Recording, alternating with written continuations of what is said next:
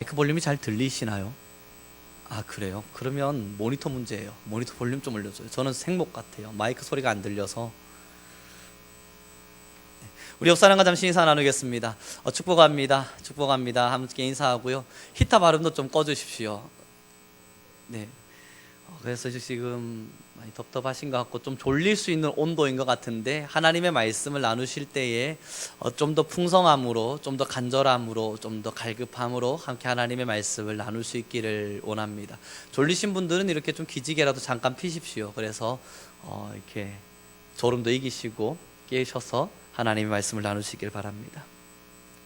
이 베드로 후서라고 하는 말씀은요, 이제 우리가 몇 주라는 시간, 한 5주 정도의 시간 동안 베드로 후서를 계속 함께 보게 될 텐데요, 이 베드로 후서의 말씀은 거짓 선지자들을 향한 경고입니다.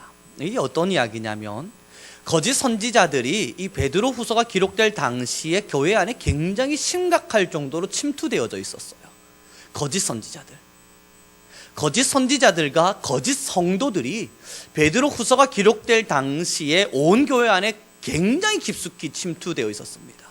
그때 이 베드로가 어떻게 하면 거짓 선지자와 거짓 성도와 참 선지자와 참 성도를 구별할 수 있을까?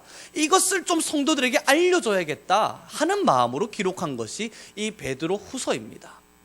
그래서 이 베드로 후서의 전반적인 3장 이상 2장 3장으로 읽어 나가시다 보면 거짓 선지자들에 대한 이야기들이 많이 등장을 하는데, 그것은 베드로 후서 자체가 거짓 선지자들을 향한 경고입니다. 그들이 잘못된 것을 알려주고자 하는 것이 아니라 그들과 진짜 성도가 어떻게 다른지를 보여주고 싶었던 겁니다. 오늘 그 가장 대표적인 예가 오늘의 본문입니다. 4절입니다. 함께 읽겠습니다. 시작.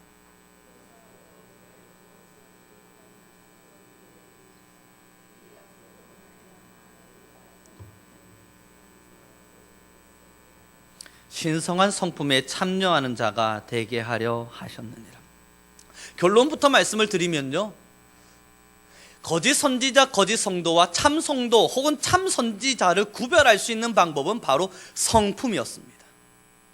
다른 것이 아니고요, 얼마나 많은 기도를 하느냐, 얼마나 찬양을 할 때 눈물을 많이 흘리느냐, 얼마나 오랜 시간 예배를 드렸고 얼마나 많은 말씀을 알고 있느냐, 그것으로 거짓 선지자, 참 성도를 구별한 게 아니라 이들을 구별할 수 있었던 힘, 그것으로 베드로가 뭘 등장시켰냐면 성품이다 라고 이야기하는 겁니다.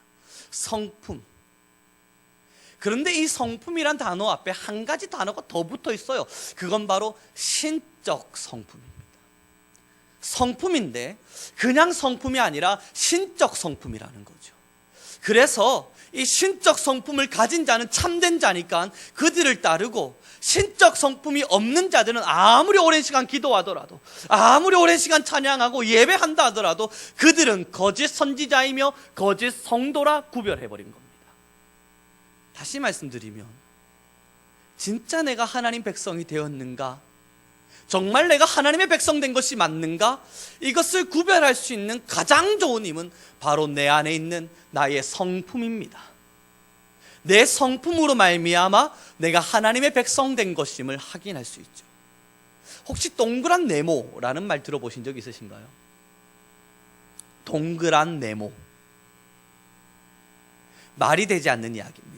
만약 들어보셨다면, 들어보셨다는 말이 나올까봐 제가 사실 긴장을 하고 있었는데, 들어보실 수 없습니다. 네모난 것과 동그란 것은 함께 있을 수 없고요, 네모난 동그란 네모라는 말 자체가 틀린 겁니다. 그런데 이 말이 어떻게 진행되냐면, 성품이 나쁜 그리스도인, 가능한가요? 성품이 굉장히 나쁜 그리스도인, 거룩하지 않은 그리스도인,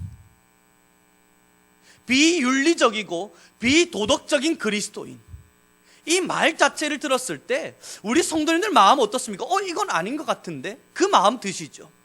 비거룩한, 거룩하지 않은 굉장히 타락한 그리스도인, 정욕적인 그리스도인, 세상적인 그리스도인, 말이 되지 않는 이야기예요. 성품이 나쁜 그리스도인, 이 또한 말이 되지 않습니다.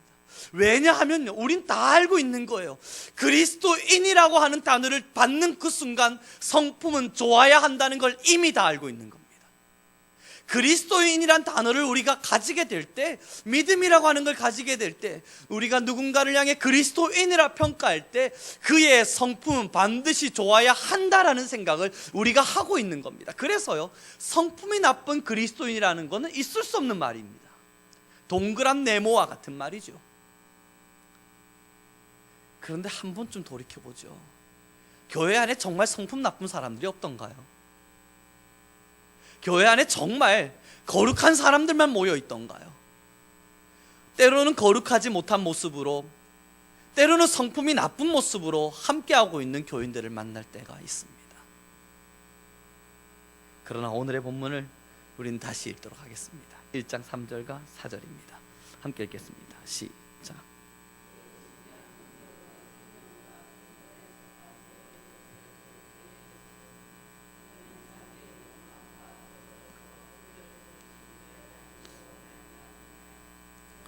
그 보배롭고 지극히 큰 약속을 우리에게 주사 이 약속으로 말미암아 너희가 정욕 때문에 세상에서 썩어질 것을 피하여 신성한 성품에 참여하는 자가 되게 하려 하셨느니라. 여기서 중요한 건요, 신적 성품이라고 하는 것을 가지고 있는 자가 아니라 참여하는 자라는 겁니다. 자신의 성품을 신적으로, 자신의 성품을 하나님의 말씀, 하나님의 마음, 하나님의 성품과 같은 모습으로 참여하는 자, 이것이 바로 그리스도인이라는 것입니다. 사랑하는 우리 성교 성도 여러분, 한 책에서 읽었는데요, 그 책에서 교회에 대한 문제점을 지적하면서 어떤 이야기를 했냐면, 기도하기를 열심히 가르쳤고 전도하기를 열심히 가르쳤고 뿐만 아니라 교회 안에서 어떻게 활동하는 것이 바른 것인지를 활동사항, 노력, 수고에 대해서 열심히 가르쳤지만 그리스도인의 가장 기본이 되는 성품에 대해서는 그 어떤 교회도 말하지 않았다고 말했습니다. 저는 그 책을 읽으면서 많은 동의를 했고 많은 동감을 했습니다. 한번 이단들을 돌이켜보세요. 그들은 굉장히 잘못된 복음 앞에 서 있는 사람들입니다. 그들은 지옥 앞에 서야 될 사람들이에요. 그들은 하나님의 말씀과 전혀 달라요. 그런데 그들의 삶의 성품들을 한 번씩 봐봐요. 그들이 뭘 하냐면요, 전도를 위해서 혹은 자신들이 이상하게 여기고 있는 그 거짓 복음을 위해서 자신의 인간적인 자존감도 내려놓고 자존심도 내려놓고 때로는 성품적으로는 누가 봐도 괜찮아 보입니다. 한 번쯤 돌이켜보십시오. 이단들을 만나보신 적 있으시다면, 혹은 잘못된 복음을 가지고 있는 사람들을 만나보신 적이 있다면, 그들과 대화를 나누다 보면 그들의 성품이 꽤 괜찮다 여겨질 때 없으셨나요? 그리고 교회 와보니 이상할 정도로 교회 안에는 내 마음에 들지 않는 사람들이 가득가득하지 않습니까? 저 사람은 이상할 정도로 미워지고, 저 사람은 참 욕심이 많은 사람이고, 저 사람은 참 불평이 많은 사람이고, 저 사람은 참 나쁜 생각을 가지고 있는 사람이고, 저 사람은 하나님의 말씀을 잘못 지키는 사람이고, 저 사람은 기도하지 않는 사람이고, 수많은 사람들이 보이지 않습니까? 이유가 왜냐고요? 내가 그리스도의 성품에 참여되지 않았기 때문입니다. 교회의 실수래요. 성품의 변화를 전혀 가르쳐주지 않은 것. 사랑하는 우리 성도 여러분, 그리스도를 믿는다는 건 성화한다는 것이고요, 성화한다는 건 내 속에 있는 죄를 지우는 겁니다. 구원, 예수 그리스도가 우리에게 구원을 주시곤 내가 너희를 구원할게 라고 이야기하시면서 구원과 함께 주신 것이 뭐냐면 바로 의로움입니다. 예수님께서 우리를 구원하시면서 주신 것은 영원한 생명, 그 영원한 생명과 함께 동일하게 주어진 게 뭐냐면 바로 의로움입니다. 이 의로움을 소유하고 살아가는 것이 그리스도인이라면, 지금의 이 땅 가운데서 그리스도인들은요, 날마다 의로워야만 합니다. 진짜 그리스도인의 성품다워야 합니다. 내 마음 안에 잘못된 성품이 있는데 이것을 싸우지 않으면 우리는 그리스도인이라 이름할 수 없는 것입니다. 솔직히 제 마음 안에는요, 울뚝하는 성질이 있습니다. 저는 화내기를 좋아하진 않지만 참다가 보면 뭔가 아무것도 아닌 자그마한 일에 순간적으로 욱 할 때가 있습니다. 누가 봐도 화낼 일이 아닌데 지금까지 꾹꾹 누르고 참다 보니까요, 알게 모르게 욱 올라오는 겁니다. 그런 성품이 있어요. 그럼 저는 이야기할 수 있어요. 하나님께서 저를 처음부터 이렇게 창조하셨다고요. 저는 날 때부터 욱하는 성품을 가지고 태어났고요, 자라다 보니까 욱하는 성품으로 지금까지 살아오고 있습니다. 그러니 저는 여러분들 앞에서 욱하는 성품 그대로 살겠습니다. 아니잖아요. 목회자는 그러면 안 되잖아요. 마찬가지예요. 목회자가 하나님의 말씀을 가지고 있기에 욱하는 성품도 참고, 때로는 주의 말씀을 가지고 기도하면서 잘못된 성품을 위해서 기도하고, 저희 목사님 예전에 말씀하시지 않으셨습니까? 자신의 성품을 좀 바꿔달라고 하나님께 금식 기도했다고요. 왜 그래야만 하냐고요? 목사라서요? 목회자라서요? 아니요, 하나님의 백성이라서요. 그리스도인이기 때문에 내 안에 있는 죄가 얼마나 잘못된 건지를 아니까, 지금 내 속에 있는 죄가 얼마나 하나님 앞에서 미워질 것인지를 아니까 이 죄를 지워내기 위해서 죽을 힘을 다해 살아가는 것입니다. 이게 우리 그리스도인들입니다. 나는 어릴 때부터 거짓말을 잘했어요. 그러니 이거 습관 고치기가 너무 어려워요. 어려운 거 알아요. 그러나 그것을 지워내는 것이 그리스도인이라는 거고요. 나는 어렸을 때부터 부모로부터 많은 상처를 받았어요. 그러다 보니까 내 마음 안에 불평과 불만이 가득가득해요. 이건 어쩔 수 없는 일입니다. 아니요, 하나님께서 원하시는 건 지금 우리의 회복입니다. 그 불평 가득하고 불만 가득한 삶을 바꿔내라는 겁니다. 내가 너희에게 의로움을 선물하리니까 말이에요. 그리스도인, 그들이 과연 누구냐고요? 천국을 소유한 자, 맞습니다. 교회 안에서 열심히 봉사하는 자, 섬기는 자, 맞습니다. 예배를 위해서 찬양하고 또한 자신의 삶의 가정을 위해서 기도하는 자, 맞습니다. 그러나 가장 우선되어야 될 것은 그리스도인다운 모습입니다. 그리스도인이 그리스도인답지 않으면 지금처럼 세상은 그리스도를 욕할 것입니다. 제가 이번에 읽었던 또 다른 책 한 권에 이런 기록이 있었습니다. 그리스도인이 목회자를 향해서 기록되어 있었죠. 목회자가 자기를 끊임없이 성찰해야만 하는 이유는 자기의 조그마한 잘못은 자기만의 잘못이 아니라 그리스도를 욕먹이는 일이기 때문이다 라고 기록되어 있었습니다. 목회자가 끊임없이 자기를 성찰해야만 하는 이유는 자신의 조그마한 실수, 자신의 조그마한 흠 하나가 그리스도를 욕먹일 수 있기 때문이랍니다. 이게 목회자만의 문제일까? 지금의 세상 사람들이 왜 교회를 욕하냐고요? 때로는 왜 교회를 향해서 삿대질을 하냐고요? 우리가 가지고 있는 복음이 싫어서가 아닌 것 같습니다. 교회 다니는 사람들이, 하나님의 사람이라 이야기하는 사람들이 범죄하거든요.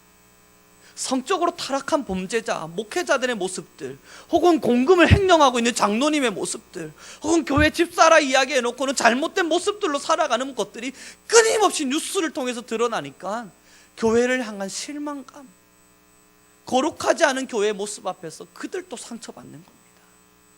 사랑하는 우리 성도 여러분, 성도가 무엇인 줄 아십니까? 화가 나도 화내지 않는 사람들.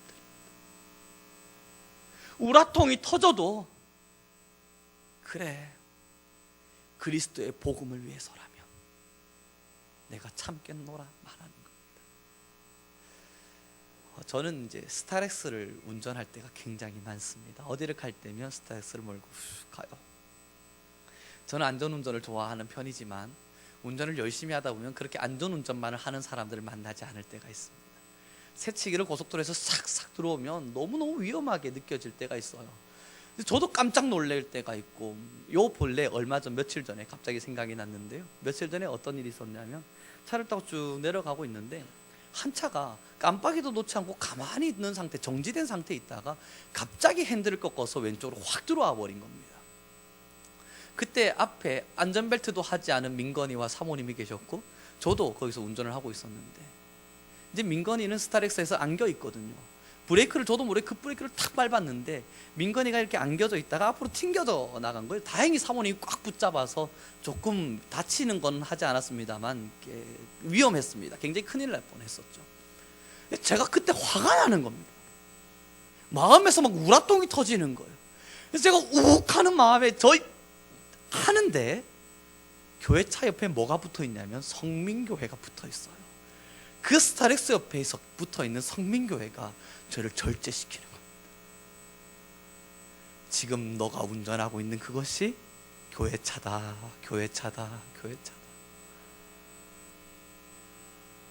성도에게 있어서 브레이크가 필요합니다. 만약 제가 교회차를 운전하지 않았더라면요, 저는 그때 굉장히 많이 화가 났을 겁니다. 아니요, 참아내지 못했을 줄도 모릅니다. 참았어요. 교회차라. 제가 욱하는 순간 이 금곡동에 성민교회를 모르는 사람이 몇이나 있겠습니까? 이 성민교회 누군데 저 차를 몰고 저렇게 화를 내고 있나 할까 싶어서 꾹 참고 모른 척 그냥 갔습니다. 마찬가지 아닌가요? 그리스도인도 화날 일들이 많죠. 굉장히 성품적으로 이상하게 막 화가 날 때, 싸우고 싶을 때, 원망과 불평이 드러날 때 참 많죠. 교회는요, 여러분, 굉장히 거룩한 사람들이 모여 있는 곳이 아니라 거룩해지려고 노력하는 사람들의 모임이거든요. 교회는요, 싸움이 없는 공동체가 아니라 싸우지 않으려고 모여있는 사람들의 모임이거든요. 싸울 일들 투성인데 싸우려 않으려고, 싸우지 않으려고 노력하는 사람들이 교회에 모여있는 거예요. 교회는요, 서로 시기하고 질투할 만한 투성이에요. 누군가 질투할 만한 것만 찾으면 끊임없어요. 얼마나 많은 사람들이 모여있는데요. 하지만 그러지 않으려고 노력하는 공동체가 바로 교회 공동체거든요. 왜 그러냐고요? 왜 그러한 성품을 가지려고 노력하냐고요? 그리고 그것을 참아낼 수 있는 방법이 뭐냐고요? 예수 그리스도 때문입니다. 그리스도의 복음 때문입니다. 내가 혹여나 화를 한번 내게 될 때 이것이 복음을 가로막는 장애물이 될까 두려운 마음으로 가만히 있는 겁니다. 교회 안에서 싸움이 일어나고 싶을 때, 원망하고 싶을 때 누군가한테 가서 너 도대체 왜 그래? 나를 왜 그렇게 싫어해? 화내고 싶어도 그러지 않는 이유는 복음 때문입니다. 예수 그리스도의 복음 때문이에요. 이번 주에 제가 한 청년을 만났고 한 분이 제게 참 좋은 이야기를 해주었습니다. 한 찬양을 가만히 듣고 있는데 너무 웃긴 가사를 들어요. 뭐냐면, 나를 주님 앞에서 멀리 하지 마시고 주의 찬양 뒤에 이런 가사가 또 있어요. 가사가 갑자기 생각나지 않는데, 그 구원의 기쁨 다시 회복시키시고. 이 찬양 가사를 듣는데 너무 웃기더랍니다. 이 가사가요, 그 구원의 기쁨을 다시 회복시켜 달라 이야기하는데 너무 이상하더래요, 이 가사가. 그래서 제가 물었어요. 이게 왜 이상하죠? 그분이 이야기하는 게요, 이상하지 않냐고요. 하나님께서는 정말 슬프실 것 같다고요. 왜냐하면 신나게 구원시켜 놨더니 그 구원받은 자가 하나님의 은혜를 지가 잊어버려 놓고는 다시 하나님께 찾아와서 회복시켜 주세요 라고 이야기하고 있대요. 예를 들면서 이런 이야기를 하더라고요. 이 예가 어떤 것 같은 거냐면, 굉장히 가난해가지고 지금 먹을 것이 당장 없는 사람한테 1,000만 원을 빌려줬대요. 아니, 1,000만 원을 그냥 줬대요. 그랬더니 그 사람이 굉장히 고마워하면서 좋아하더래요. 한 1년 정도 지나서 갑자기 찾아와가지고 당신이 내게 1,000만 원 주었던 그 감사함을 잃어버렸습니다.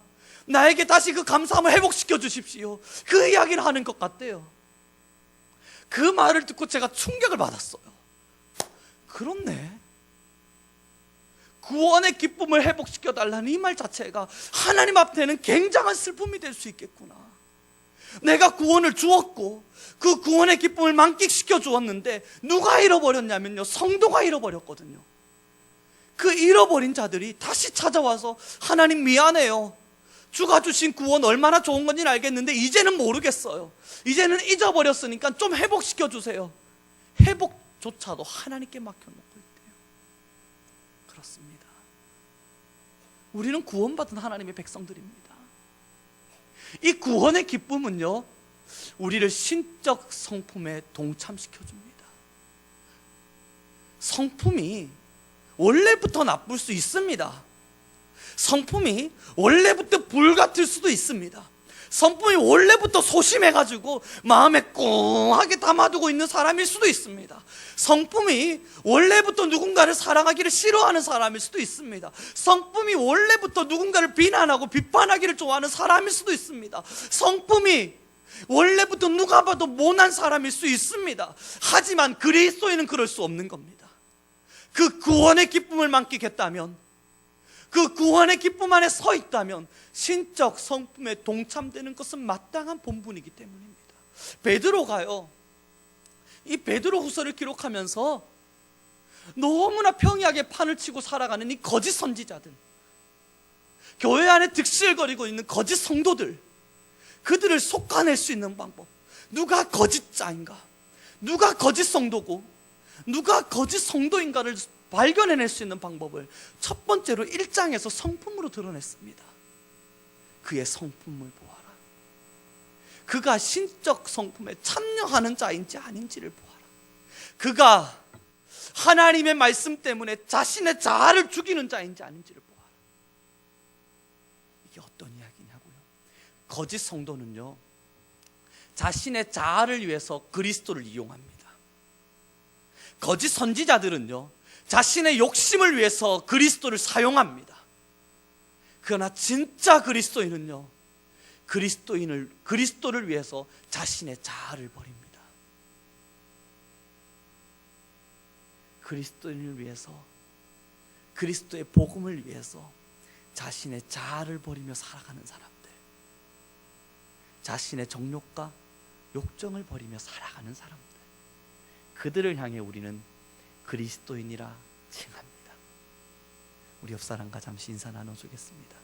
당신이 그리스도인입니다.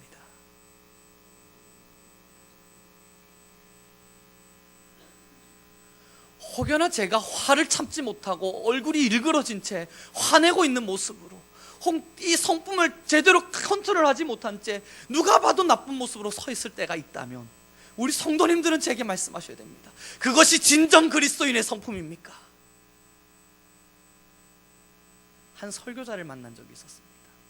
그 설교자가요, 설교 시간에 하나님의 거룩한 성품을 얘들아 배워야 돼, 알겠어, 자지 말고 좀 일어나 하면서 욕을 하는 거예요. 제가 그 설교를 가만히 들은 때 성도님들이 거기서 막 자지러지게 웃어요. 근데 이 설교가 너무너무 듣기 싫은 거예요.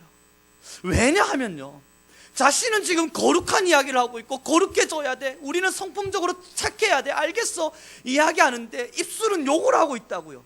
이건 누가 봐도 알잖아요. 욕은 나쁜 거라는 거 모두가 다 알고 있지 않습니까? 이건 앞뒤가 맞지 않는 이야기입니다. 이 강단이 정말 거룩하다면요, 이곳엔 화가 없어야 됩니다.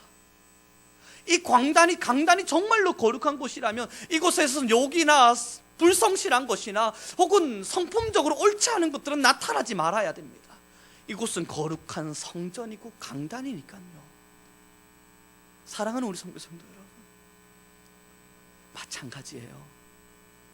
하나님의 성전이 나의 마음이라면, 이 성전, 이 마음을 우리가 지금 가지고 있다면, 우리가 정말 이 마음 안에 하나님을 모시고 있다면 우리 안엔 거룩한 성품이 필요합니다. 강단에서 욕하면 우리 성도님들 어떡하시겠습니까? 쫓아내셔야 됩니다. 그건 옳지 않은 거예요. 그렇습니다. 그런다 만약에 우리 성도님들 마음에 하나님의 성전이라 불려지는 그 마음에 욕을 가지고 계시고 잘못된 마음을 가지고 계시고 음욕을 가지고 계시고 욕심을 가지고 계신다면요, 쫓아내야 돼요. 그것을 물리쳐내야 됩니다. 그래서 거룩한 성품으로 우리는 다시 일어나야 합니다. 말씀을 마무리 짓도록 하겠습니다. 저희는 아직 베드로 후서의 시작입니다. 신성한 성품에 참여하는 자, 그 자가 진짜 그리스도인이랍니다. 아무리 오랜 시간 기도하더라도요, 아무리 오랜 시간 찬양하고 은혜 받은 것처럼 눈물로 찬양을 지새우고 있더라도요, 내가 그리스도인의 성품에 참여되기를 거부하고 있다면 이것은 잘못된 것입니다. 그리스도인이라면 그 무엇이 우선되기보단 우리의 성품이 우선되어야 합니다. 완전할 순 없어요. 우리는 아직도 이 세상을 살아가고 있는 죄인인지라 완전할 순 없어요. 하지만 오늘 본문은 이야기합니다. 성품을 가진 자가 아니라, 신적 성품을 가지고 살아가는 자가 아니라 신적 성품에 참여한 자, 그 성품을 따라가기 위해서, 그 성품을 가지기 위해서 참여한 자, 우리 모든 성도님들 되시기를 축원합니다. 기도하겠습니다.